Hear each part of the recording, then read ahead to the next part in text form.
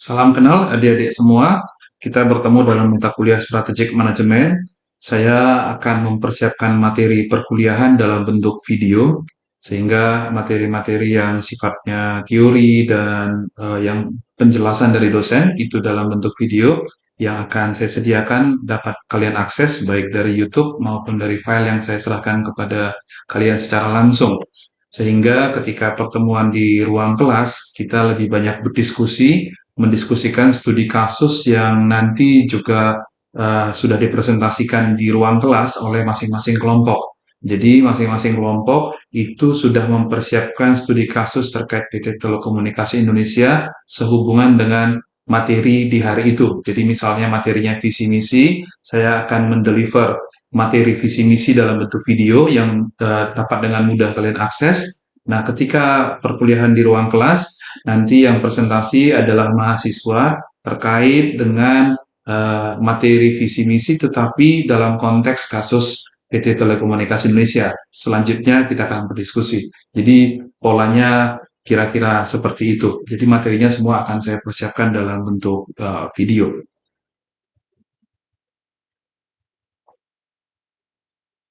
Untuk materi yang pertama, saya memberi judul Strategic Management dari Fondasi hingga Era Digital.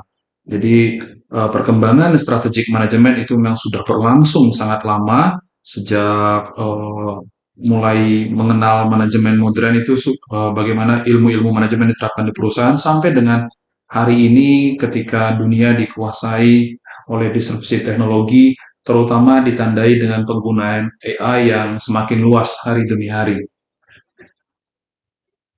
Oke, kita mulai dari memahami urgensi mengapa strategi itu menjadi penting hari ini. Adik-adik, yang pertama adalah perubahan lingkungan bisnis itu sangat cepat. Persaingan makin ketat dalam konteks ahli-ahli manajemen dan juga ahli-ahli psikologi industri mengatakan sekarang ini eranya hyper competition. Memang dalam konteks hyper competition tidak harus nanti itu ujungnya adalah saling sikut atau saling menjatuhkan antara satu perusahaan dengan perusahaan lain, namun bisa jadi respon dari hyper kompetisi bagi perusahaan itu justru adalah berkolaborasi, bersahabat atau berjejaring. Nanti kita akan mempelajari bagaimana hal itu dilakukan oleh Toyota dan Daihatsu dalam memproduksi mobil Avanza dan Xenia. Jadi hyper competition-nya itu justru menjadi kolaborasi gitu. Jadi tidak harus responnya adalah menjadi saling bermusuhan. Namun memang perubahan lingkungan bisnis itu mengarah kepada hyper kompetisi. Lalu kemudian adik-adik dalam perubahan lingkungan bisnis itu juga terjadi regulasi global dan nasional yang dinamis. Jadi secara global itu regulasi banyak berubah. Di era sekarang, di sekarang ini kita tentu mendengar bagaimana Trump memainkan tarif untuk menggeser keseimbangan perdagangan dunia. Itu regulasi yang kita mungkin nggak menduga ya, bisa tiba-tiba setinggi itu, lalu kemudian ada negosiasi-negosiasi diturunkan. Itu contoh dari regulasi global yang berubah sangat cepat. Demikian juga regulasi nasional yang dinamis di masing-masing negara terkait banyak hal ya, terkait environment, social, and governance ya, ESG ya, lingkungan, sosial kemasyarakatan dan juga tata kelola. Ada juga isu-isu carbon tax dan banyak isu lain yang memang itu membuat lingkungan bisnis itu menjadi sangat dinamis. Nah, ditandai saat ini adik-adik juga terjadi disrupsi teknologi, terutama terkait dengan AI, artificial intelligence dan juga Internet of Things yang ini membuat semuanya tatanan itu berubah. Juga blockchain dan juga otomasi. Jadi di hampir semua bisnis sekarang otomasi itu berjalan. Artinya semua berjalan secara otomatis dikendalikan oleh sistem ataupun dikendalikan oleh AI-nya. Kemudian juga adik-adik, globalisasi dan geopolitik mendorong memang fungsi dari strategic management ini menjadi semakin penting, menjadi semakin vital. Kenapa? Karena terjadi banyak perubahan juga terkait geopolitik ini, supply chain disruption. Jadi rantai nilai itu mengalami disrupsi, perubahan yang besar misalnya oleh COVID.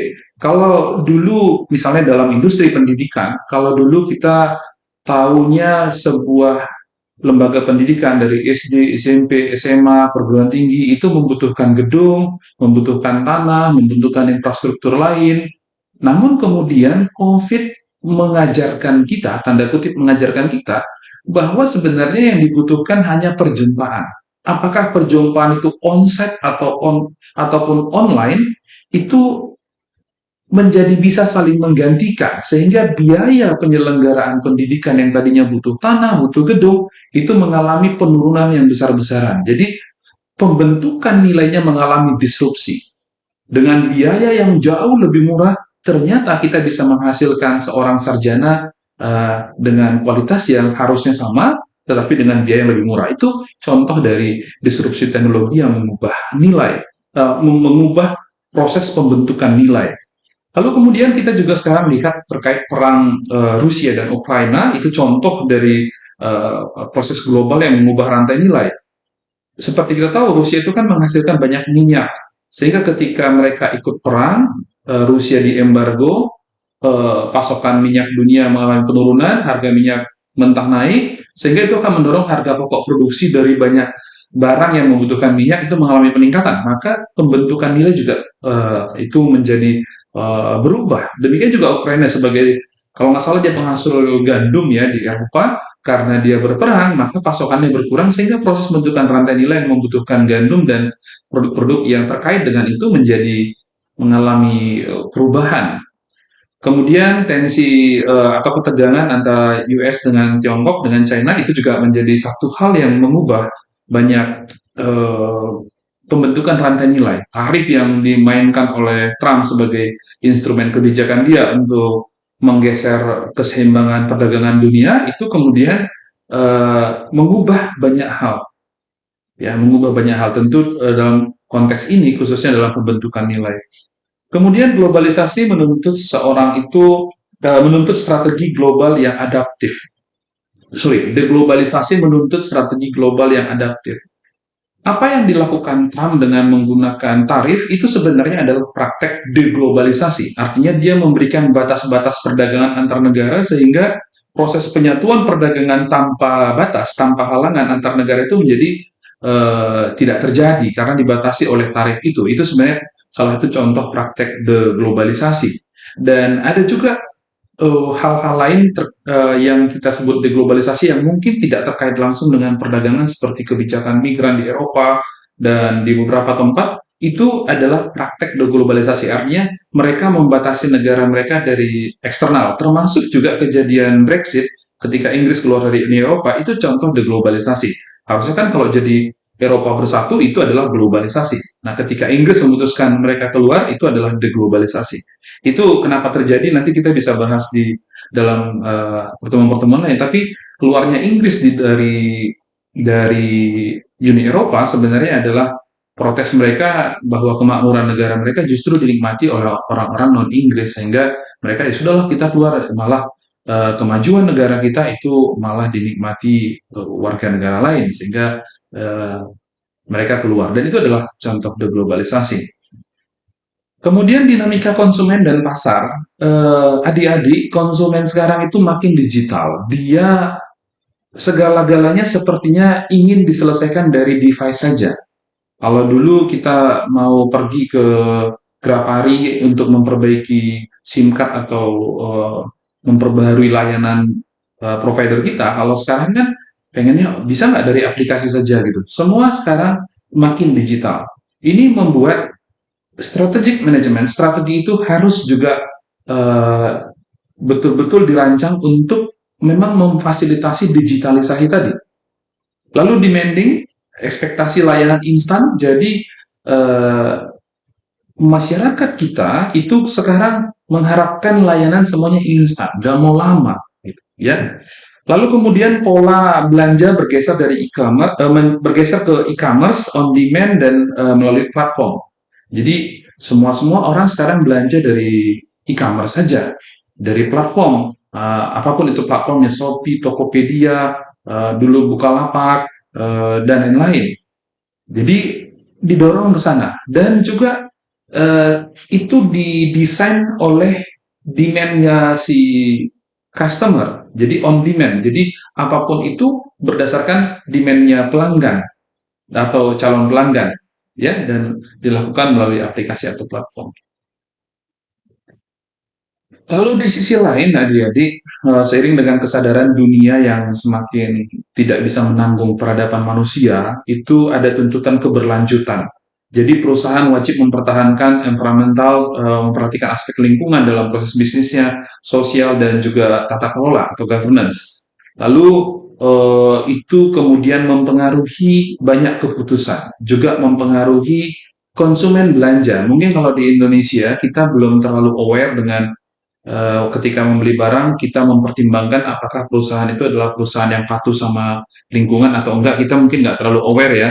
Tapi kalau di luar negeri, terutama di negara-negara maju, sudah ada kesadaran kalau perusahaan itu kurang aware pada teknologi, produknya nggak mau dibeli. Gitu.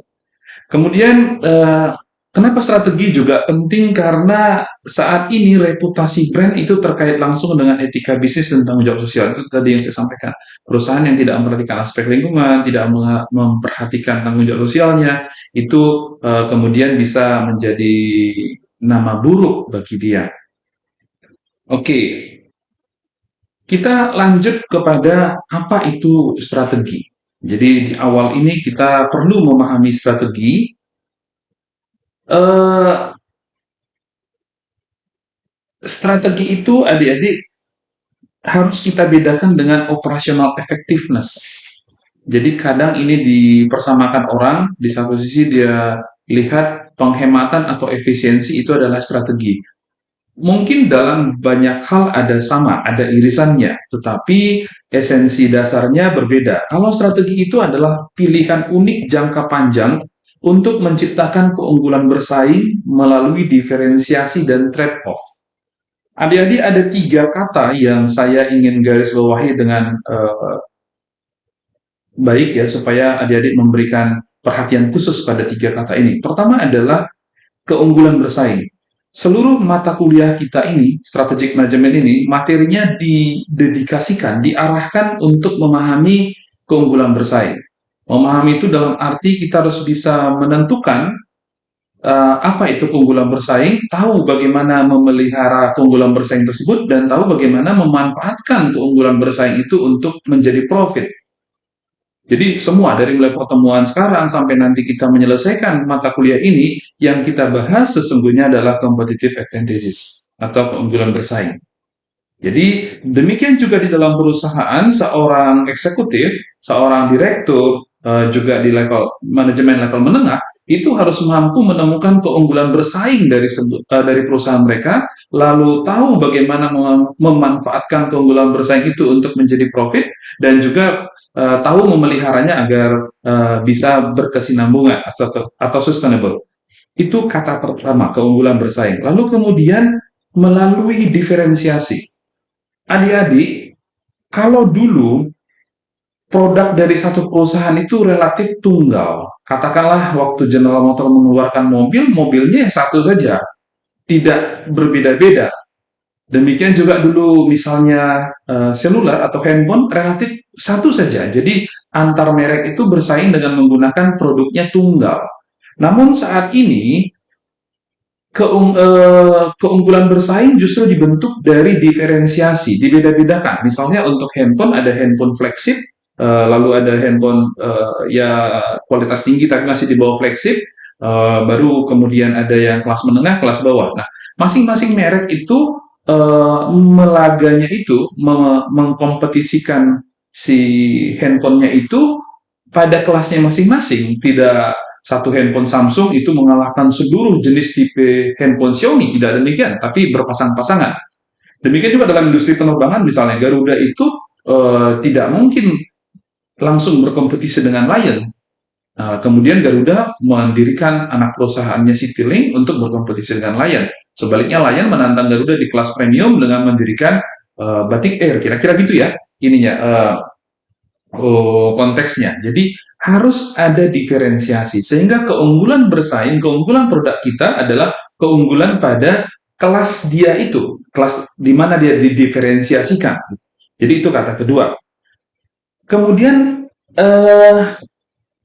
trade off. Trade off itu eh, tukar gitu. Jadi dalam aktivitas manajemen ini harus disadari betul bahwa memilih satu pilihan itu adalah melepaskan pilihan lain. Jadi itu trade off. Kita nggak bisa memegang semua. Ketika kita sudah memutuskan melakukan strategi biaya rendah, maka kita harus melupakan kualitas premium. Itu tidak mungkin ada dalam satu paket kebijakan. Tidak mungkin ada dalam satu paket keputusan. Strategi low cost itu implikasinya tidak mungkin premium quality.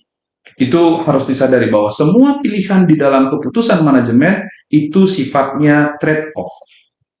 Nah, kemudian adik-adik, sementara operational effectiveness itu lebih ke arah melakukan aktivitas serupa dengan lebih efisien. Jadi misalnya, kita sudah memilih strategi low cost, kemudian operational effectiveness adalah kalau hari ini kita membuat sebuah barang dengan harga pokok produksi 2.500, maka kita usahakan bulan depan bisa menjadi 2.475 misalnya demikian.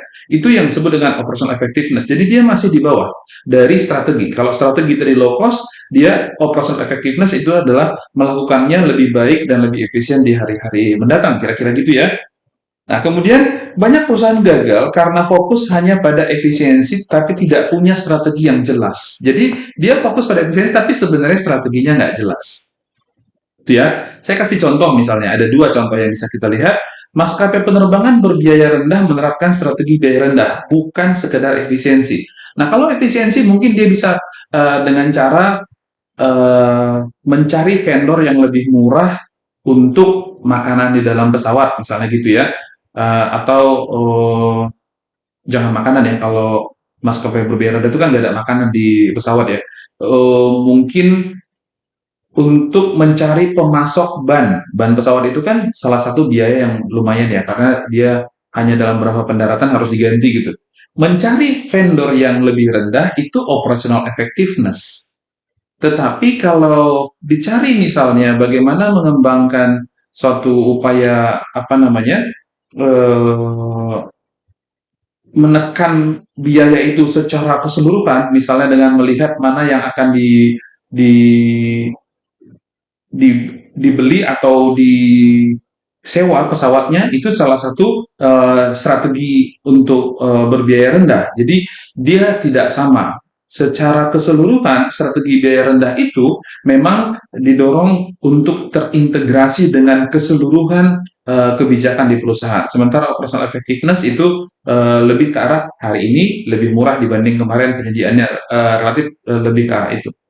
Yang lain juga operasional diferensiasi melalui desain ekosistem oleh Apple itu bukan sekedar membuat operasional yang bagus, tetapi kalau di levelnya strategi, Apple mengembangkan strategi untuk membangun ekosistem yang membuat orang tergantung untuk menggunakan Apple.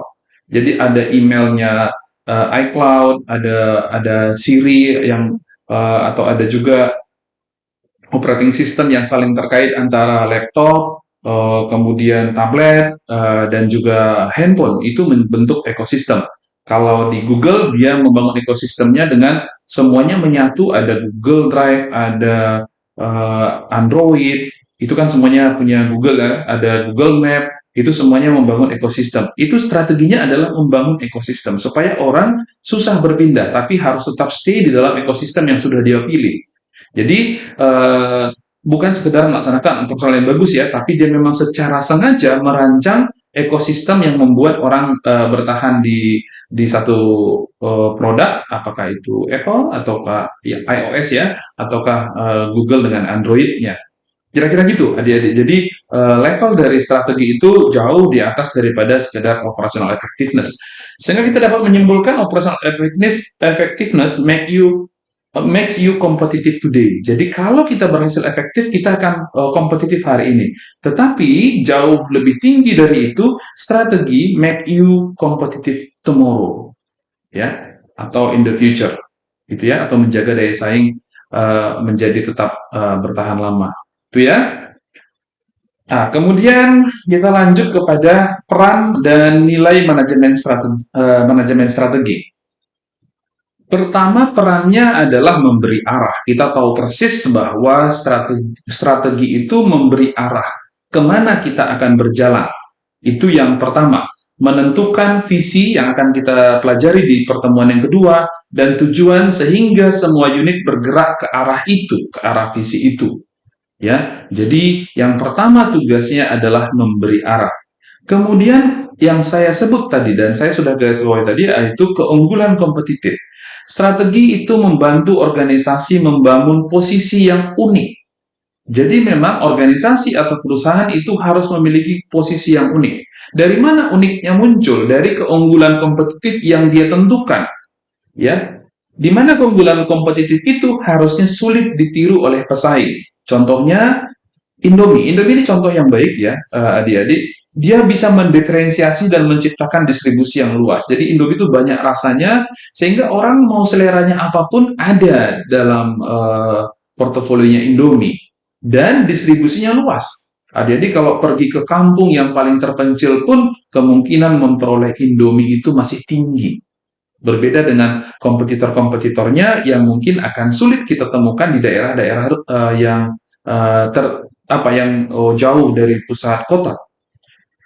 Itu ya. Lalu kemudian meningkatkan adaptasi. Ya. Strategi itu membuat perusahaan lebih mampu beradaptasi dengan disrupsi teknologi, dengan perubahan lingkungan yang cepat. Organisasi mampu membaca perubahan pasar kalau strateginya sudah jelas, ya. Mampu juga membaca perubahan regulasi dan teknologi. Contohnya Telkom menjadi digital ekosistem. Telkom juga tahu bahwa ya dalam industri teknologi tinggi saat ini, teknologi komunikasi, yang menjadi penentu persaingan adalah ekosistem. Sejauh mana orang atau customer itu tergantung pada ekosistem kita. Makanya PT Telkom berusaha membangun ekosistem yang membuat orang akan tergantung kepada dia. Lalu kemudian adik-adik, mengapa peran dari manajemen strategik itu juga adalah untuk menciptakan nilai. Jadi strategi itu harus bisa untuk menciptakan nilai dari barang yang dijual, sehingga bukan hanya profit yang dikejar, tetapi juga keberlanjutan.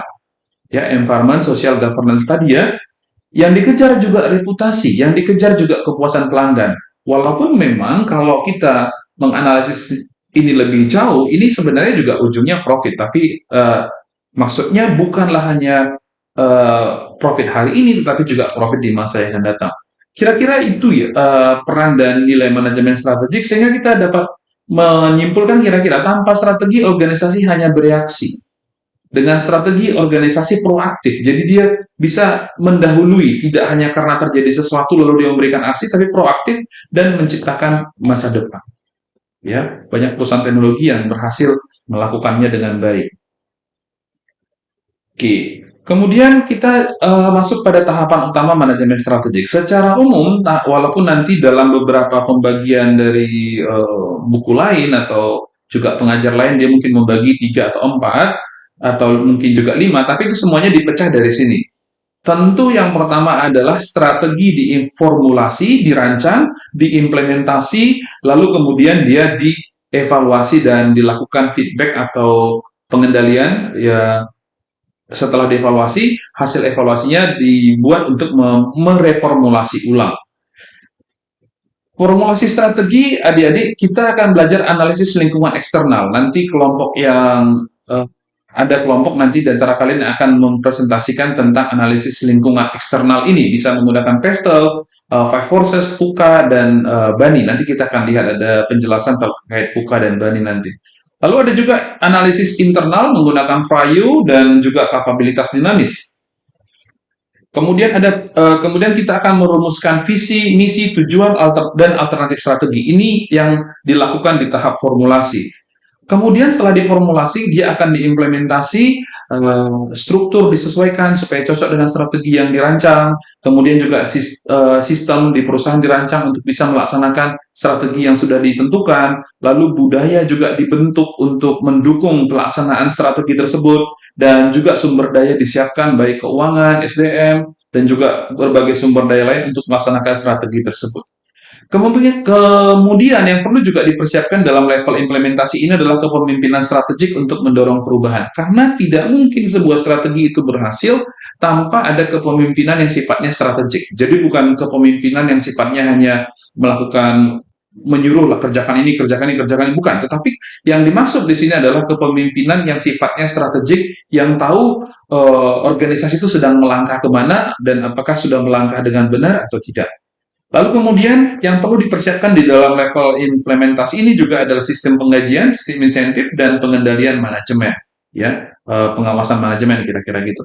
Nah, itu di dalam tahap pelaksanaan. Kemudian adik-adik, hal itu setelah dilaksanakan tentu perlu dievaluasi dan nanti hasil evaluasinya akan menjadi dasar untuk melakukan perbaikan untuk mereformulasi lagi strategi tersebut. Dengan apa dievaluasi? Biasanya yang sering digunakan orang adalah KPI, Key Performance Indicator, lalu kemudian balance scorecard dan OKR, objectives dan key result, ya. Ini menjadi salah satu atau bukan salah satu, beberapa instrumen untuk yang sering dilakukan untuk melakukan evaluasi.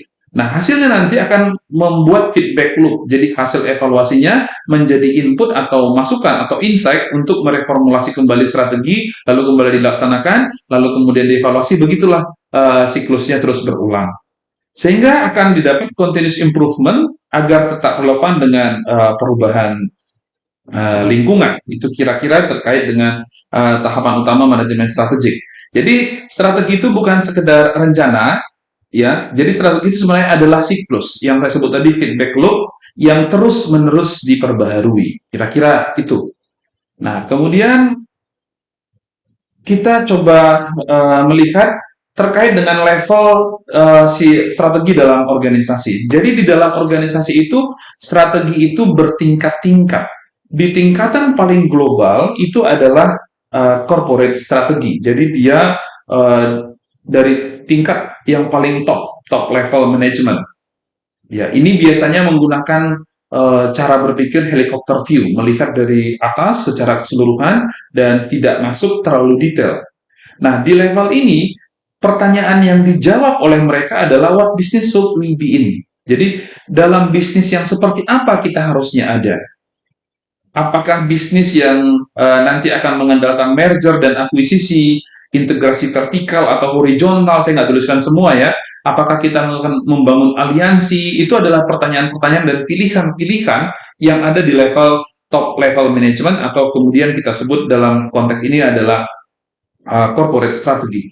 Contohnya tadi yang sudah saya singgung di awal, itu yaitu Toyota dan Daihatsu. Akhirnya mereka memutuskan daripada kita berkompetisi secara hyper competition, mari kita berjejaring, kita produksi mobil di pabrik yang sama sehingga terdapat efisiensi yang luar biasa karena cuma ada satu pabrik, tetapi nanti di ujung nanti kita tempel satu merek Daihatsu, satu merek Xenia, kira-kira gitu. Ya, itu mereka lakukan. Itu adalah contoh corporate strategi atau top level strategi. Kemudian yang di bawahnya, yang lebih medium adalah bisnis strategi. Dalam bisnis strategi, pertanyaan yang harusnya dijawab adalah how do we compete in this business? Bagaimana kita harus bersaing di dalam bisnis ini? Apakah kita memilih strategi biaya rendah, artinya lomba-lomba menghasilkan barang dengan biaya yang rendah, atau kita nggak terlalu fokus dengan biaya rendahnya, tapi kita differentiate barangnya sehingga barang yang dihasilkan itu kita rencanakan bisa mengalahkan produk lain yang selevel dengan dia dari brand yang lain. Itu diferensiasi. Atau kita hanya fokus kepada satu segmen pelanggan tertentu yang kita treat dengan sangat baik, sehingga kita tidak terlalu mengharapkan perluasan pangsa pasar, tapi mempertahankan pasar yang sangat spesifik. Itu juga pilihan-pilihan strategi. Dan itu dikerjakan di middle strategi atau yang kita kenal dalam konteks ini adalah bisnis strategi. Contohnya misalnya Indomie, dia melakukan diferensiasi rasa. Itu dia bisnis strategi.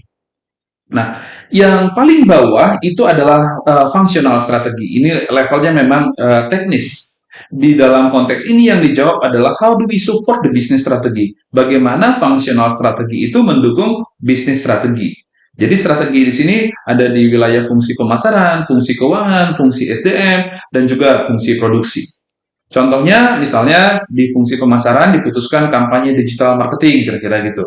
Atau di fungsi SDM dicari karyawan dengan kualitas yang tidak terlalu tinggi supaya bayarnya tidak terlalu mahal, itu juga bisa. Atau dicari yang high qualified dan bersedia dibayar mahal, gitu ya. Artinya perusahaan bersedia membayarnya mahal. Itu jadi, nah, corporate choose the arena. Jadi perusahaan tuh memilih di mana dia akan bertarung.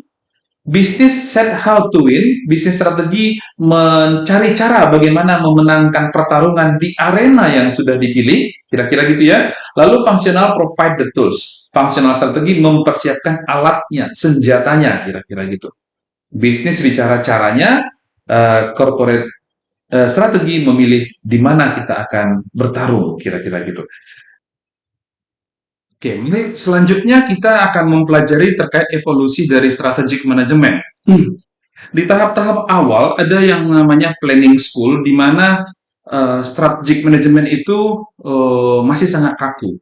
Dia lebih dilihat seperti studi kelayakan bisnis yang kita kenal saat ini ya, masih sebatas itu. Strategi dipandang sebagai proses perencanaan jangka panjang, fokus pada forecasting, jadi dia melakukan estimasi terkait masa depan, kemudian disusun dalam bentuk budget, lalu direncanakan pertumbuhan yang sangat rigid ya, growth plan-nya ada. Kelemahannya adalah kaku, sulit beradaptasi dengan perubahan yang cepat.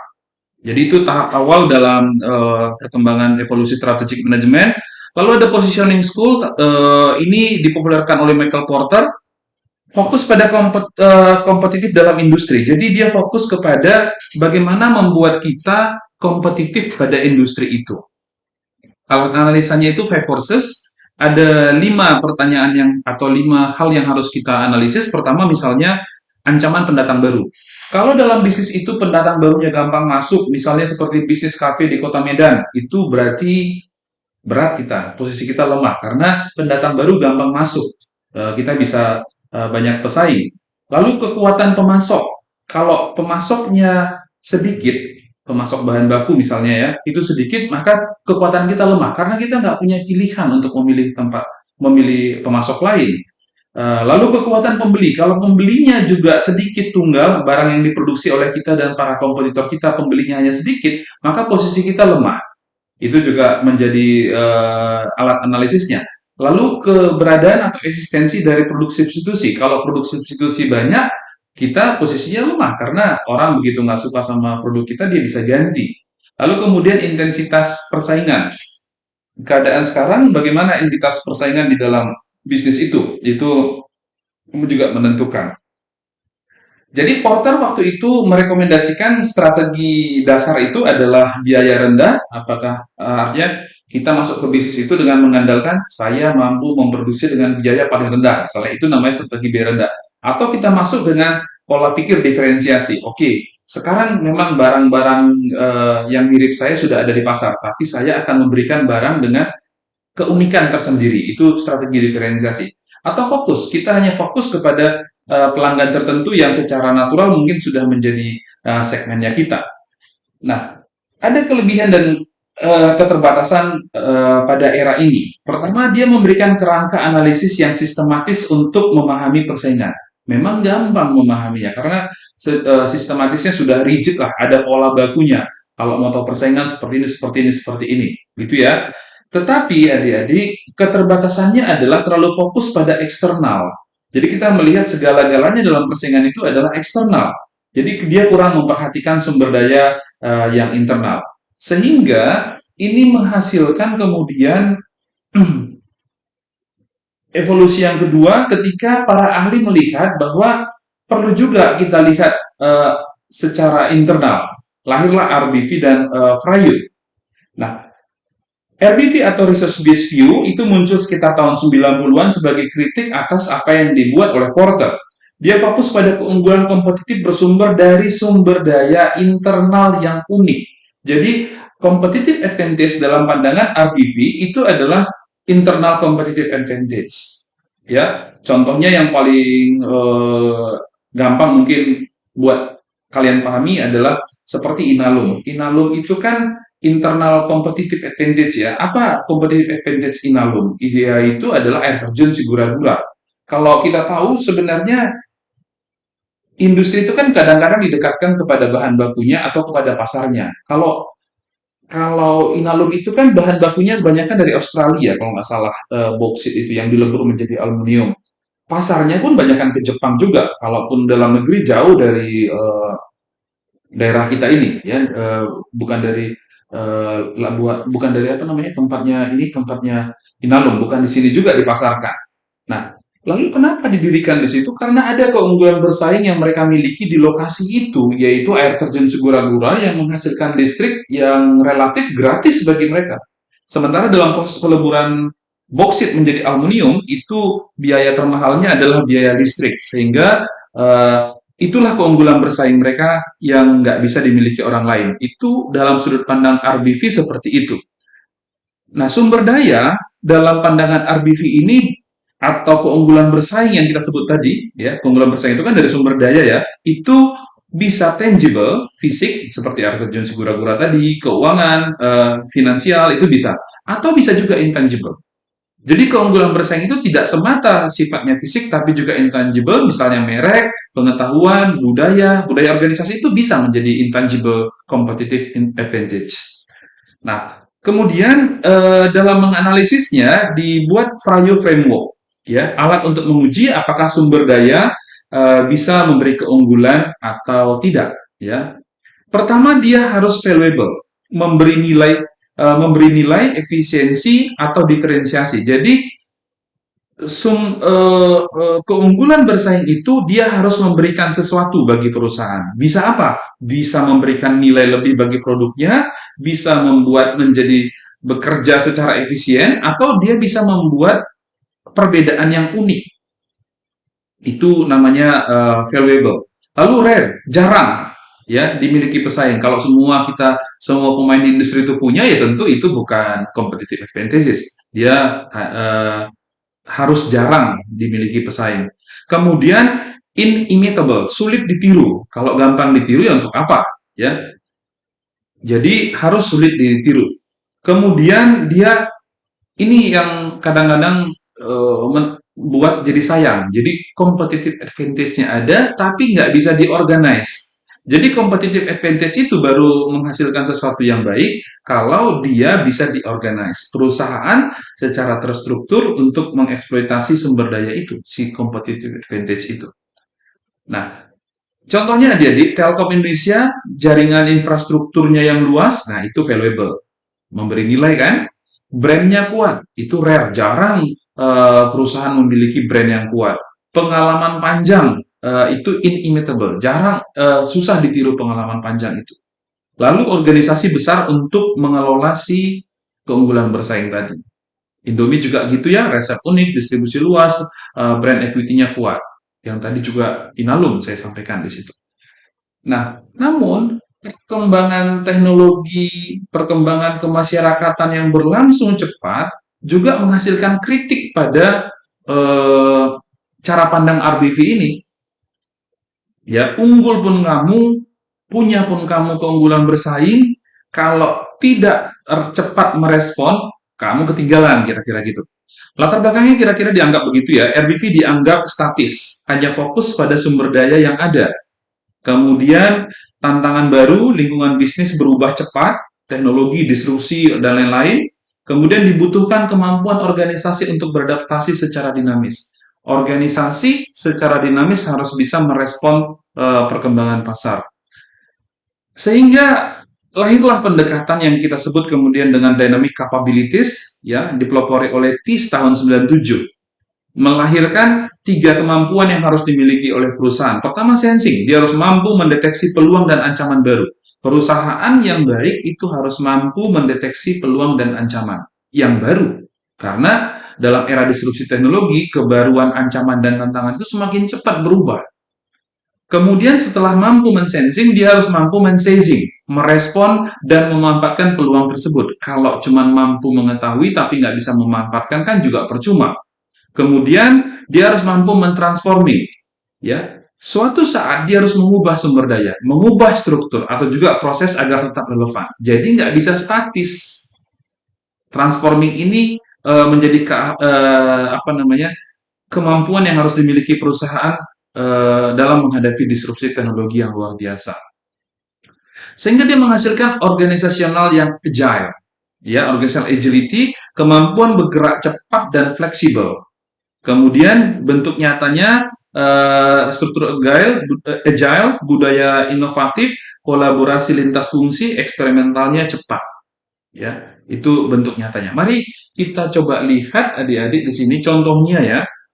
Dynamic capabilities ini dan agility, contohnya kita ambil misalnya Gojek dan Goto. Sensinya gimana? Dia apa namanya? Dia sensing itu apa? Mendeteksi peluang kan begitu ya. Dia mendeteksi peluangnya apa? Katanya peluangnya tren digital lifestyle. Sekarang digital lifestyle itu naik gitu. Itu dia sensing. Lalu di staging dia melahirkan, meresponnya dengan membuat super app. Kemudian kita kenal dulu Gojek, gitu ya. Nah, tetapi dia tidak berhenti di sana. Dia melakukan transforming. Misalnya sekarang Gojek itu masuk ke GoPay, fintech, dan lain-lain. Perkembangannya terus ditantang, gitu ya. Nah, Telkom Indonesia juga melakukan transformasi menjadi digital telco melalui cloud, melalui data center, dan pengguna AI.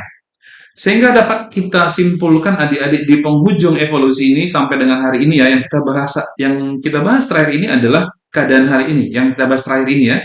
Sehingga dapat kita simpulkan keunggulan kompetitif itu bukan hanya punya sumber daya yang unik, tetapi juga kemampuan untuk mengubah dan memanfaatkannya sesuai perubahan zaman. Itu di titik inilah sekarang industri kita berada. Di titik inilah kita sekarang belajar strategic management. Rumit, tidak sesederhana dulu. Itu ya. Nah, emang bagaimana sih lingkungan itu? Nah, ini.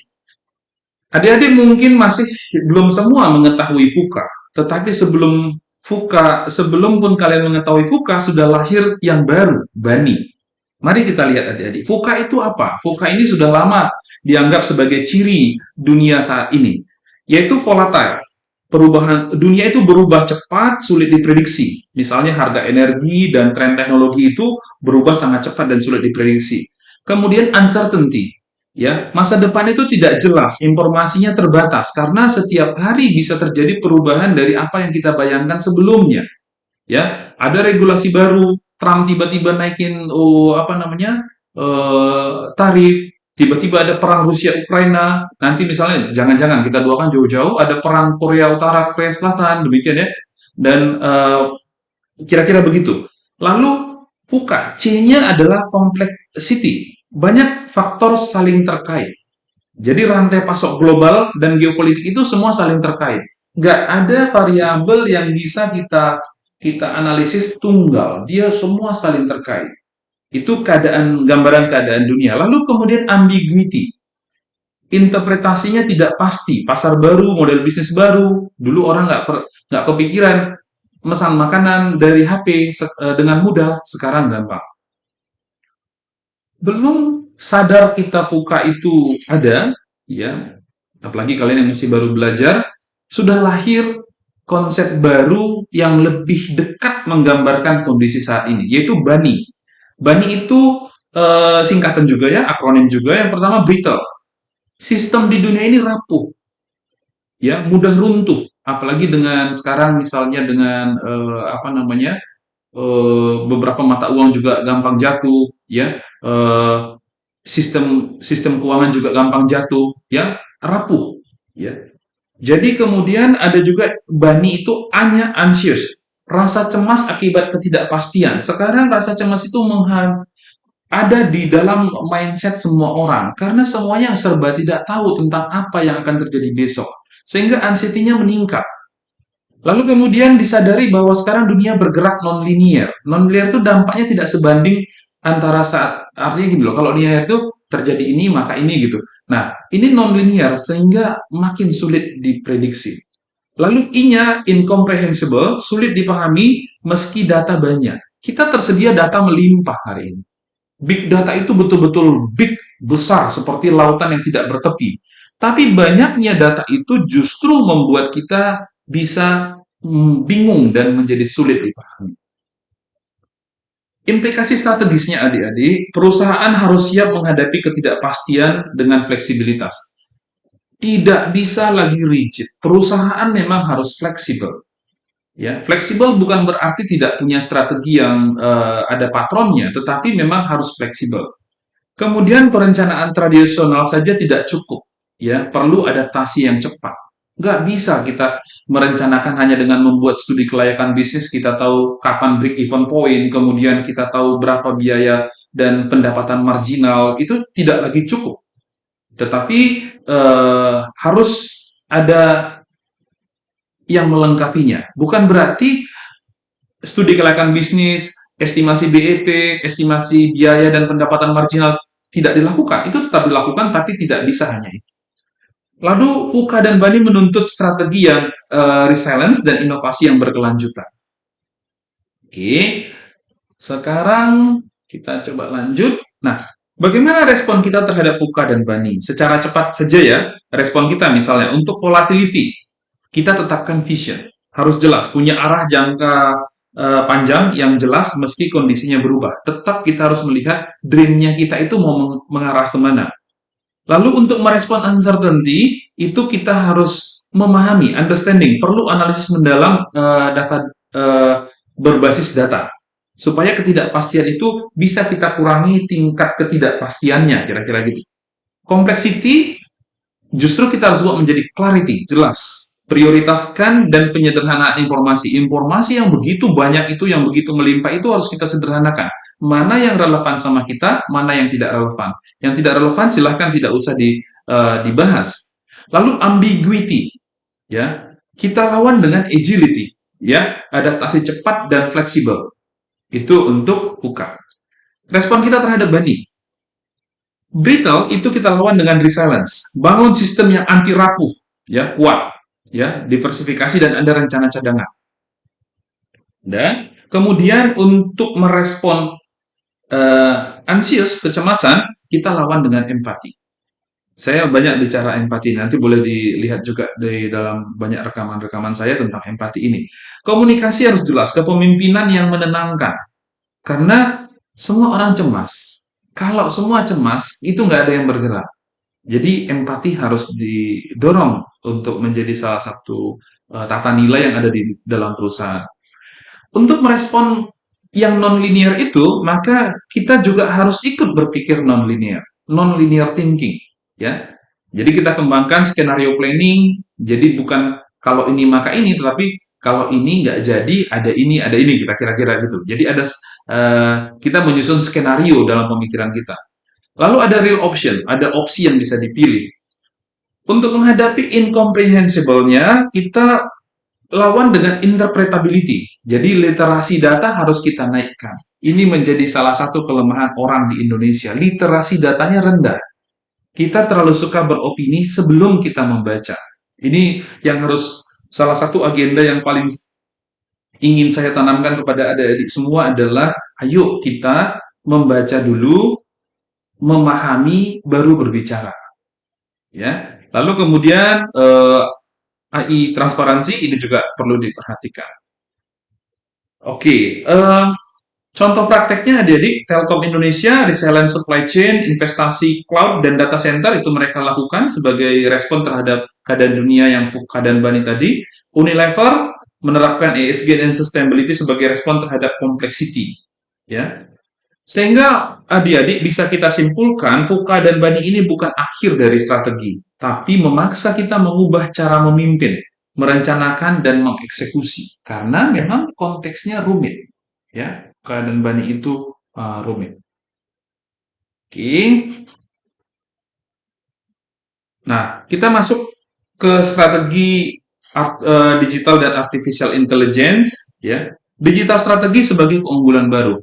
Adik-adik, digital strategi itu atau digitalisasi bukan lagi hanya sebagai tools, tapi dia sudah menjadi strategi itu sendiri.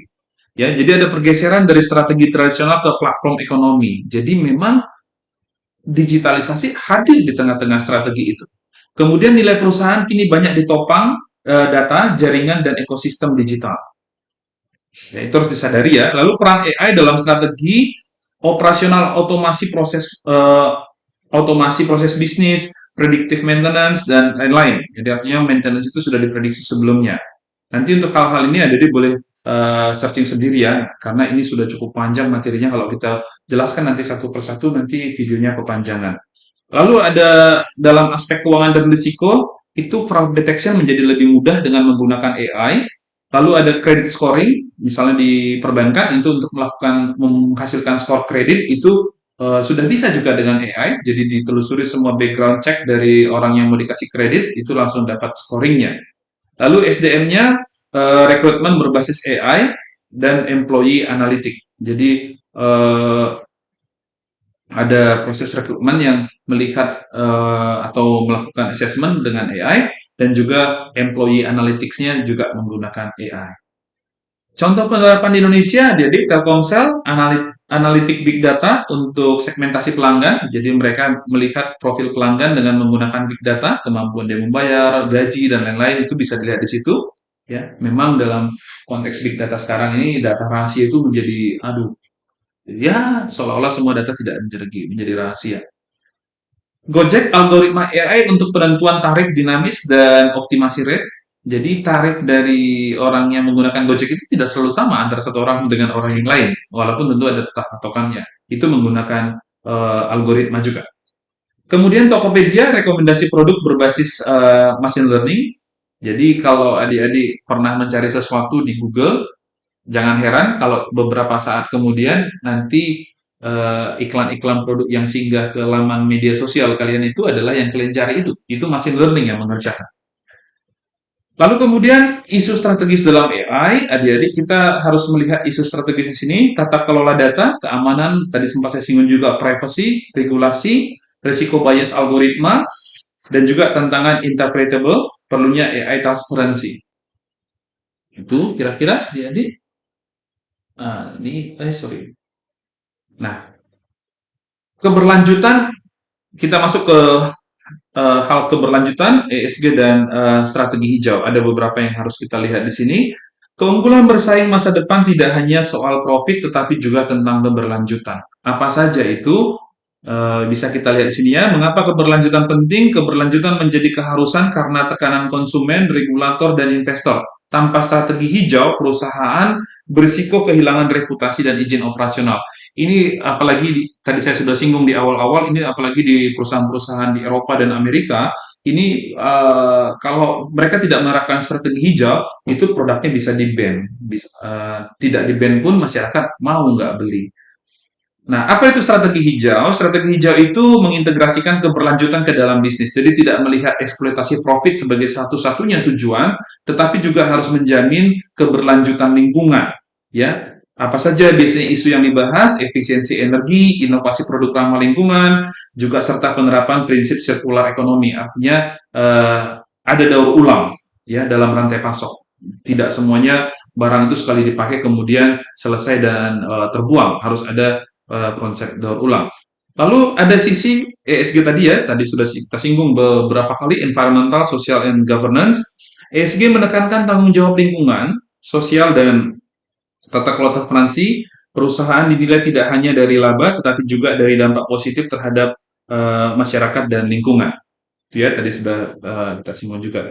Contohnya di Indonesia, ya, walaupun contohnya dalam ini kita harus hati-hati ya, contohnya hanya pada bagian ini, tidak mengatakan bahwa perusahaan ini sudah seluruhnya strategi hijau ya. Tapi kita lihat Unilever mengurangi plastik, Pertamina mengembangkan energi terbarukan, Telkom membangun green data center yang hemat energi, menunjukkan praktek nyata strategi ini, strategi hijau di Indonesia. Bahwa apakah itu magnitudenya besarnya sudah besar, itu relatif, tapi itu contohnya.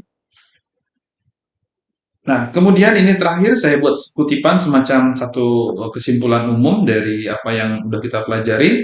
Strategi itu bukan dokumen statis, tetapi proses hidup yang selalu berevolusi. Itu kira-kira yang harus kita sadari dalam proses strategi ini secara keseluruhan. Jadi demikian adik-adik kira-kira materi yang bisa kita pelajari hari ini. Ini menjadi materi pertama yang setidaknya memberikan dasar dan adik-adik bisa membayangkan apa yang akan kita bahas ke depan. Dan setelah ini kita akan masuk pada pemahaman visi misi dan nanti seterusnya analisis lingkungan eksternal, internal dan seterusnya. Untuk masing-masing materi itu kalian melakukan analisis terkait eksistensinya di dalam PT Telekomunikasi Indonesia sebagai studi kasus yang harus kalian presentasikan di ruang kelas dan akan kita diskusikan. Ya, sumbernya mungkin paling utama bisa diambil dari annual report, financial statement, dan juga informasi-informasi lain yang beredar terkait PT Telekomunikasi Indonesia yang beredar di internet. Saya rasa demikian. Selamat mempersiapkan presentasinya.